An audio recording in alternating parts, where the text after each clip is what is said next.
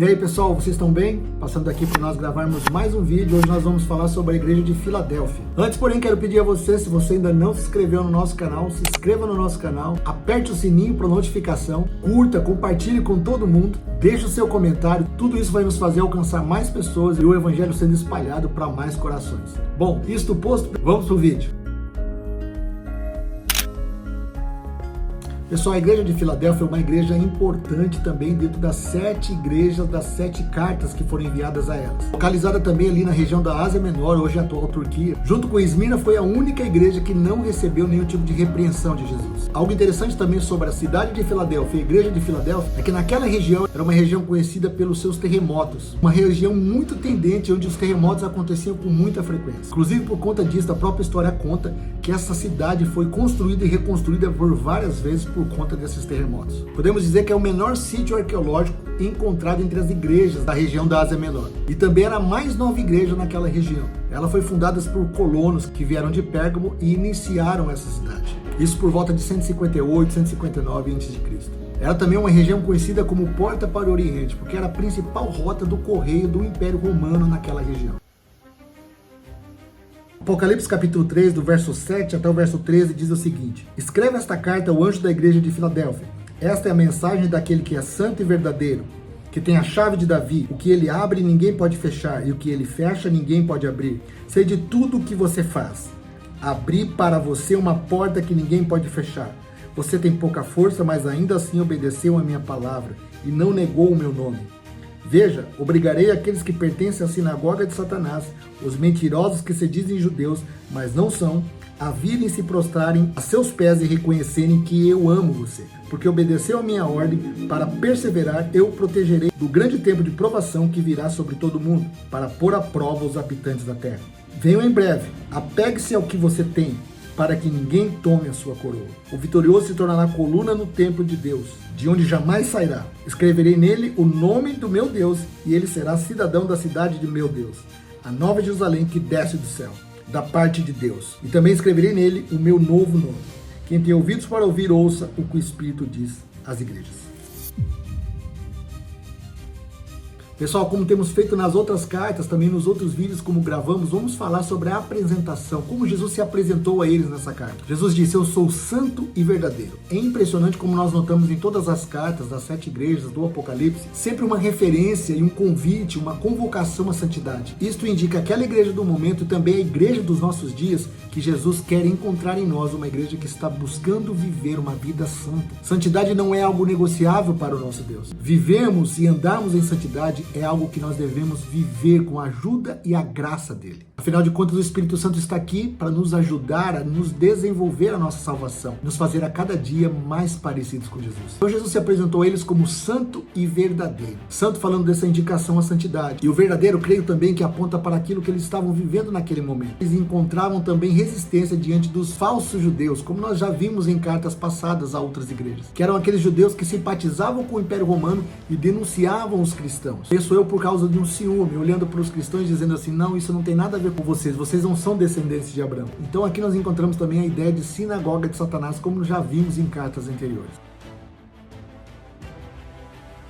Vamos a alguns destaques importantes dentro da carta que Deus enviou à igreja de Filadélfia. Primeira coisa é que Jesus fala sobre a chave de Davi. Ele diz: eu sou aquele que tem uma chave de Davi. Esse termo chave de Davi nós encontramos lá no Antigo Testamento, lá em Isaías 22, quando Eliaquim iria ser colocado como governador, ou seja, uma porta de oportunidade, de governo, ia ser liberado sobre a vida daquele homem, um lugar de influência, uma porta aberta. E aqui Jesus também vai dizer a eles: eu estou colocando uma porta aberta. Jesus fala da pouca força deles, daqui a pouco não vamos falar sobre isso, mas a ideia aqui era: eu sou aquele que tem autoridade para colocar vocês no lugar que eu tenho. Chave de Davi fala de uma chave de autoridade, uma chave baseada na intimidade, no conhecimento de Deus. Jesus também fala a eles nessa carta que eles tinham pouca força. É importante nós entendermos que essa pouca força não é uma pouca força espiritualmente falando. Até porque essa igreja foi, junto com Esmirna, como já disse, as únicas igrejas que não tiveram repreensão. Ou seja, espiritualmente falando, eles estavam muito bem, comparado às outras cartas das outras igrejas. Mas o ponto aqui é que eles não tinham influência, eles não tinham fama diante das pessoas, como nós vimos, por exemplo, na igreja de Sardes no último vídeo. Essa igreja era uma igreja que não tinha um reconhecimento de toda a comunidade como uma grande igreja. uma igreja de influência, de fama na cidade. Mas eles eram fiéis e eram fortes espiritualmente falando. Vemos isso quando Jesus fala para eles: olha, vocês mesmo tendo pouca força, não negaram a minha palavra, obedeceram a minha palavra. Ou seja, espiritualmente falando, eles estavam vivendo aquilo que o Senhor tinha os chamado para viver. E por isso Jesus fala de uma porta aberta diante deles. Eu sou aquele que abre o porta e ninguém pode fechar, eu fecho o porta e ninguém pode abrir. Ou seja, ele estava falando de um lugar de oportunidade nova para eles naquela estação. Somente Deus poderia colocá-los. Era um lugar de dependência. Aquela igreja, a igreja de Filadélfia, era uma igreja que dependia de Deus. E esse também é um convite para mim e para você hoje. Sobre os elogios à igreja de Filadélfia, é importante a gente notar também algumas coisas. Jesus fala diretamente com eles sobre duas coisas e elogiando eles por isso. Eles guardaram a palavra e não negaram o nome. Essa ideia de guardarmos a palavra nos traz a responsabilidade humana que nós temos. Muitos creem e abraçam somente a ideia da soberania de Deus. Se Deus escolheu, então está tudo resolvido, uma vez salvo, salvo para sempre. Não existe responsabilidade alguma humana, tudo Deus vai fazer. Mas nós vemos nesse texto e inúmeros pelas Escrituras que nós, como seres humanos, devemos corresponder à graça que nos foi dada. Existe um lado que é o homem que vai decidir de acordo com o livre-arbítrio dado a ele por Deus. E aqui nós vemos mais uma vez a questão de guardarmos a palavra e não negarmos o nome de Jesus. Isso é responsabilidade minha e sua. É claro, com a ajuda do Espírito Santo, pois ele veio habitar em nós para nos ajudar nessa jornada. Agora o ponto é, guardar a palavra e não negar o nome é um ato contínuo da nossa jornada com Cristo até que ele venha. Então aqui o elogio à igreja de Filadélfia foi muito poderoso. Eles eram alguém que estavam vivendo a jornada deles, guardando a palavra e olhando para Jesus e não negando o seu nome. Mesmo diante das perseguições que aconteciam, como nós vemos nos casos dos falsos judeus que acabavam denunciando os irmãos da igreja de Filadélfia aos poderes romanos. Pessoal, outro detalhe importante desse texto é Jesus falando a eles sobre um reconhecimento que eles teriam. Ele disse: esses que estão te perseguindo, esses judeus, essas pessoas que estão contra vocês, eu os farei reconhecer. Jesus até fala de uma maneira drástica. Ele diz assim: eu farei com que eles se prostrem aos seus pés e reconheçam que eu amo vocês. Jesus ali estava falando sobre um reconhecimento. Ou seja, se vocês me honram, eu também honro vocês. É o que nós entendemos e conhecemos as Escrituras como a lei da reciprocidade. Outra coisa importante de se destacar nessa carta é Jesus falando da grande tribulação. Muitos hoje tentam negar a grande tribulação e vários outros pontos do Apocalipse. Uns dizem assim: não, o Apocalipse já aconteceu. Na verdade, isso é tudo figurativo. Mas nós encontramos aqui Jesus dizendo àquela igreja sobre um tempo difícil que viria à frente. Aí muitos dizem: não, mas esse tempo difícil já aconteceu. Foi um momento de perseguição que eles tiveram naquele momento. Mas não, nós encontramos aqui em Apocalipse e em vários outros textos das Escrituras, no Novo e no Velho Testamento, de um tempo de tribulação. E Jesus está prometendo ali a eles que vai guardá-los da tribulação. E aí que muitos entendem: ah, então quer dizer que eles não vão passar a tribulação? Outros dizem: não, eles vão passar a tribulação, mas eles vão ser guardados. Isso não é assunto para hoje, mas o ponto aqui é: existe uma promessa de livramento, de proteção dentro da tribulação ou a gente não estando mais aqui. E a igreja de Filadélfia, como nós, recebeu essa promessa.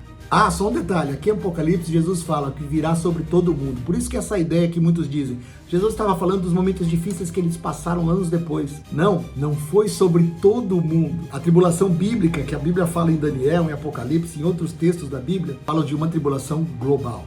Por isso é tão importante estudarmos, lermos, meditarmos no livro de Apocalipse e estarmos prontos para esse tempo. Para fechar, antes de falarmos sobre a recompensa, fica muito claro o valor da perseverança, do posicionamento firme da igreja de Filadélfia elogiada por Jesus. E isso também precisa ser uma marca da igreja desses dias. E será uma igreja vitoriosa, poderosa em Cristo, que é perseverante e não titubia diante das tribulações. Por fim, pessoal, as recompensas que foram faladas à igreja de Filadélfia foram as seguintes. Jesus falou para eles sobre ser uma coluna no santuário de Deus e sobre o nome de Cristo sobre eles. Veja, algo importantíssimo, não sei se você já reparou, mas em todas as cartas às igrejas do Apocalipse e nas Escrituras de uma maneira geral a todos os discípulos de Jesus, a nossa esperança e âncora sempre é lançada para a eternidade. Nós encontramos isso em todos os relatos e aqui não é diferente. Jesus, para incentivá-los, encorajá-los, não está falando de uma melhora puramente humana. Ele está falando de uma melhora eterna, de uma transformação da terra para sempre. Por isso sempre a indicação de Jesus é falando de um momento eterno, não de um momento passageiro. E o interessante aqui é que Jesus sempre responde nessas cartas com respeito às dificuldades que aquelas igrejas na cidade estavam passando. Lembra que eu disse a você que essa cidade era conhecida como uma cidade de terremotos? E Jesus está falando sobre uma coluna, sobre tornar eles uma coluna, ou seja, algo firme, algo que não pode ser derrubado, algo constante e estável. Jesus falou assim, vocês não serão mais abalados. Por isso que Jesus usa o termo coluna no santuário. E o nome sobre eles estava falando sobre um selo de propriedade e sobre um reconhecimento de quem eles eram. Isso também, pessoal, fala a nós. Existe um chamado para nós nessa estação de estabilidade, estarmos estáveis, fundamentados,